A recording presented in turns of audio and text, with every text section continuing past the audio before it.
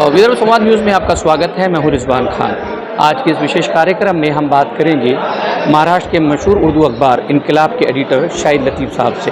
Sir, मेरा पहला सवाल आपसे यही रहेगा कि जिस तरह से महाराष्ट्र में अभी इलेक्शन आने वाले हैं, तो उससे पहले कुछ महाराष्ट्र में एक नफ़रत भरा माहौल पैदा करने की कोशिश की जा रही है कुछ सियासतदानों की ओर से।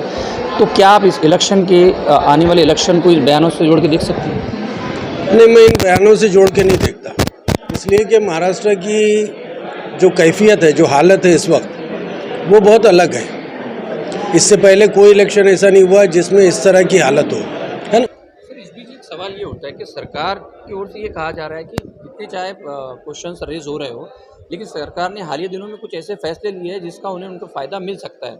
जैसे आप लाडली बहन योजना देख लो या दूसरे किसानों के लिए जो दूसरे फैसले हैं, आपको क्या लगता है इनका असर या इनका फ़ायदा मौजूदा सरकार को आगे मिल सकता है? नहीं, देखिए, उसका फ़ायदा तो हो सकता है, लेकिन कितना फ़ायदा होगा ये इम्पोर्टेंट सवाल है। जो मतलब ये कि बहुत ही ज़्यादा यानी दिलचस्पी नहीं ले रहे थे लोग, उनकी थोड़ी बहुत दिलचस्पी हो सकती है। जो घरेलू ख़वातीन हैं उनकी थोड़ी दिलचस्पी हो सकती है, लेकिन उसकी वजह से उनकी जो हार की जो कंडीशन है वो जीत में बदल जाए, इसका इम्कान कम है। फर्क तो पड़ेगा। इस एक सवाल ये पूछना चाहूँगा मुस्लिम या माइनॉरिटी कम्युनिटी से रिलेटेड कि पिछले जो लोकसभा इलेक्शन में ये देखने को मिला है कि बड़े पैमाने पे मुस्लिम या माइनॉरिटी वोट है वो महाविकास आघाड़ी की तरफ झुका है। तो क्या इस बार मुस्लिम वोट उसी तरह से महाविकास आघाड़ी की तरफ जाएगा, या जिस तरह से मुंबई में एमआईएम की रैली हुई या फिर मदनी साहब का जो बयान आया, तो इससे, या फिर वंचित बहुजन आघाड़ी है, ये लोग कुछ असेंबली इलेक्शन के अंदर कुछ अलग कर पाएंगे जिसकी वजह से उसका फ़ायदा नहीं मिल पाएंगे सब? नहीं, मुझे नहीं लगता ऐसा। एमआईएम के कुछ पॉकेट्स हैं, है ना, उसके अलावा तो मुझे ऐसी कोई ताकत नज़र नहीं आ रही। मुसलमानों के मसाइल, तो मुसलमानों के मसाइल में बहुत सारी चीज़ें ऐसी हैं जिन पर हुकूमत को फ़ौरन तवज्जो देना चाहिए था। जैसे वक्फ़ का मामला अभी आ गया, है ना। वक्फ़ का मामला जो है वो अभी अचानक इलेक्शन के वक्त कैसे आ गया, ठीक है। फिर उसी तरह से जो पैगम्बर इस्लाम के ताल्लुक़ से जो कुछ कहा जा रहा है वो अचानक कैसे आ गया, है ना। अव्वल तो वो होना ही नहीं चाहिए, है ना। किसी भी वक्त किसी भी दौर में ये सारी चीज़ें नहीं होनी चाहिए, लेकिन आप ये कर रहे हैं, इसका मतलब ये है कि आप पोलराइज़ करना चाहते हैं। और मुझे जो है वो महाराष्ट्र की जनता से ऐसा लगता है कि वो पोलराइज़ नहीं होने वाले। सर, एक सवाल ये था कि पुणे में या कोल्हापुर से और अकोला में भी कुछ पिछले दिनों कुछ यात्राएं की गई, जो प्रोग्राम लिए गए, जहां पर कुछ लोगों ने ये आकर मांग की है कि मुस्लिम कम्युनिटी को कम से कम 40% एमएलएस के लिए सीट्स दिए जानी चाहिए। तो आप इस मतलब डिमांड को कितना जायज़ समझते हैं, या आपको लगता है कि ये जानबूझकर मुसलमानों के बीच में एक एहसास पैदा किया जा रहा है ताकि वो इससे लेकर नाराज़ हो और वो जो महाविकास आघाड़ी है उनकी तरफ ना झुके? नहीं, देखिए, मैं जो है वो कम्युनिटी से कम्युनिटी के प्रोग्रामों में जा, मुझे नहीं लगता कि उसके ऊपर कोई ज़िद है।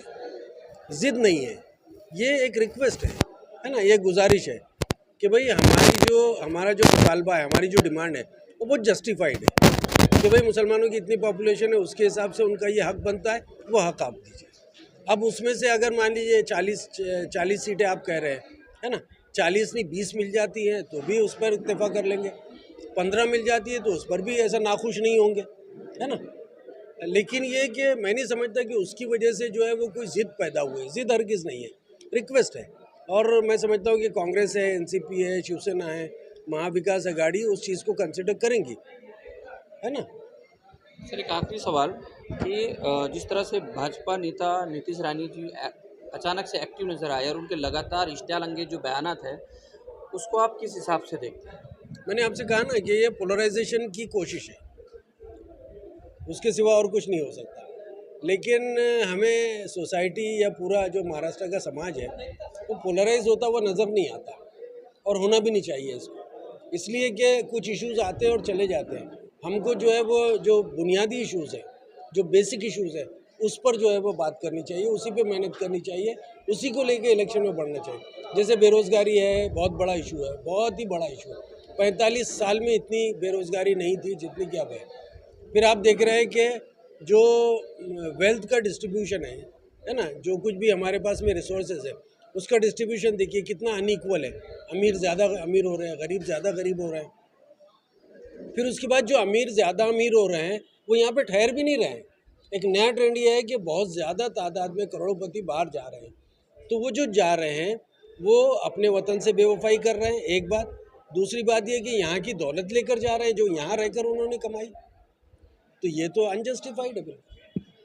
हमसे बातचीत करने के लिए बहुत बहुत शुक्रिया सर। तो ये थे इनकलाब के एडिटर शाहिद लतीफ़ साहब, जिन्होंने मुदल्लल अंदाज में ये बातें रखी कि महाराष्ट्र में आने वाले दिनों में जो असेंबली चुनाव है उसमें जो मुद्दे होंगे वो डेवलपमेंट पर होंगे, रोज़गारी पर होंगे।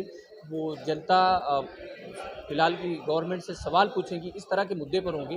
हालांकि दूसरी तरफ जो कोशिश की जा रही है वोट पोलराइजेशन की, उसका असर शायद आने वाले दिनों में देखने को नहीं मिलेगा। इधर संवाद न्यूज़ के लिए अकोला से कैमरामैन कमर काजी के साथ रिजवान खान।